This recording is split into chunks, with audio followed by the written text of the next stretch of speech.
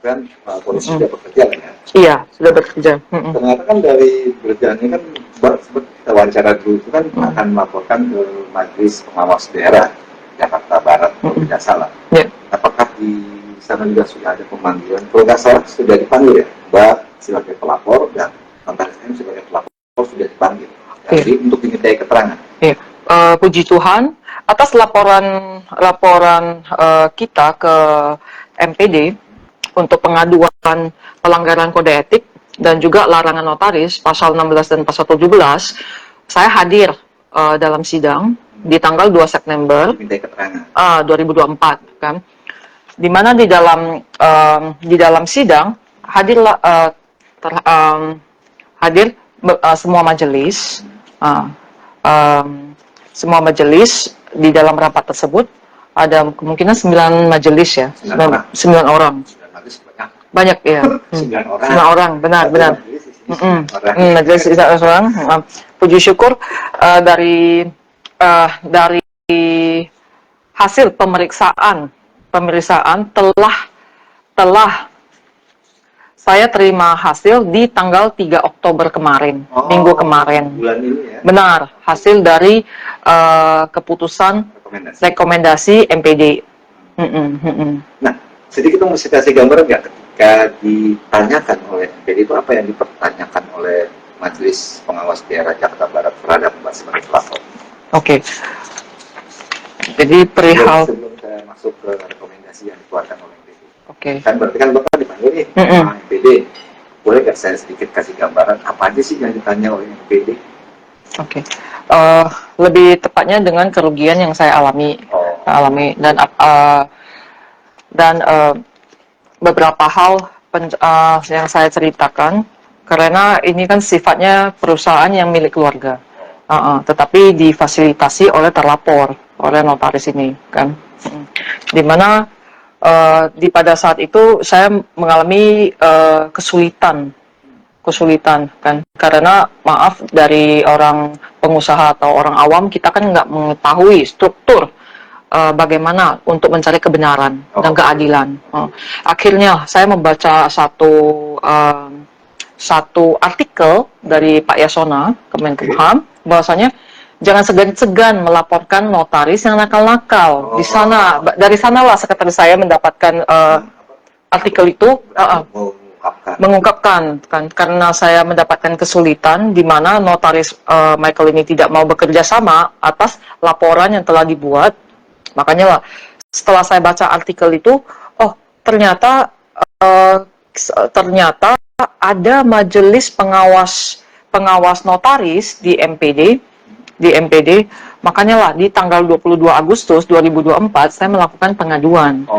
Dan hari ini saya ingin memberikan hasil rekomendasi dari para majelis terhadap pengaduan yang saya ajukan di tanggal 22 Agustus tersebut ya.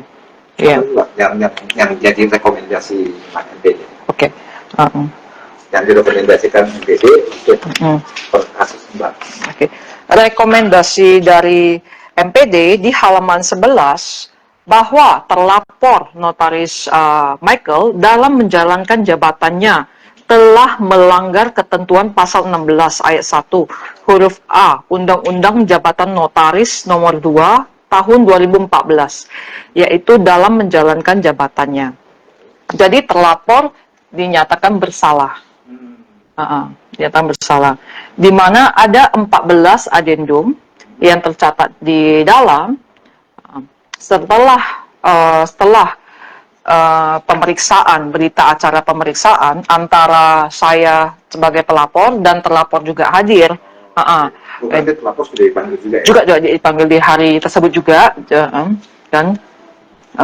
Jadi itu terlapor tidak menjalankan tugasnya, bertindak amanah, tidak jujur, seksama, tidak mandiri, tidak berpihak, dan menjaga kepentingan pihak yang terkait dalam perbuatan hukum.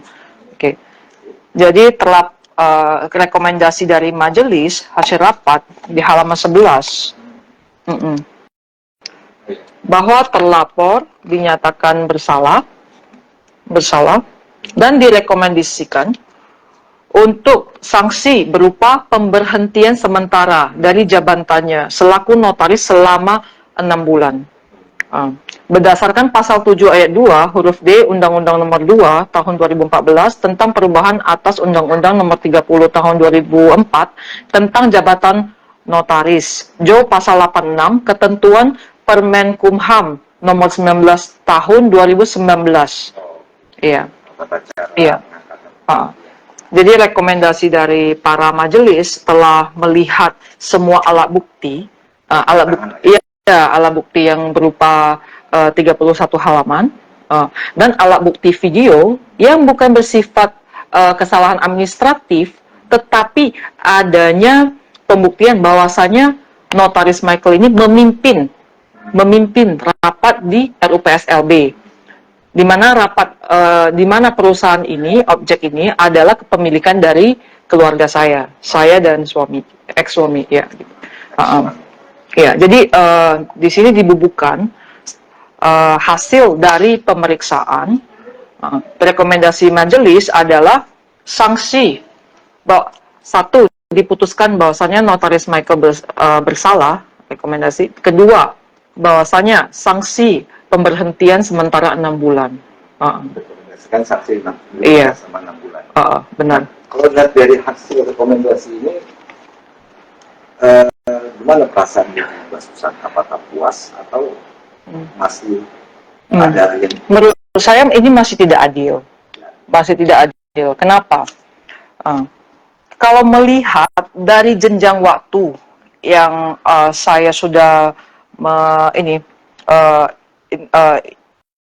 jenjang waktu yang kita sudah berikan ke notaris Michael, sama sekali notaris Michael tidak mau berpartisipasi ataupun meluruskan kesalahan dia, tetapi malah memakai akta yang dibuat olehnya, kan, diserahkan ke pihak orang lain.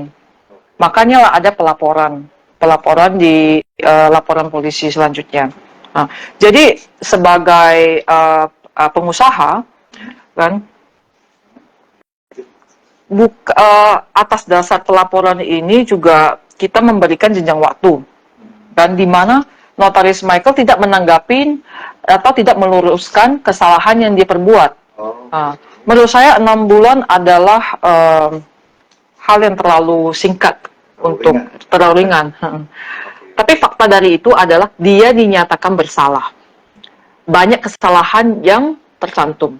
Adanya 14 memorandum bahwasanya kesalahan yang dilakukan oleh terlapor. Iya.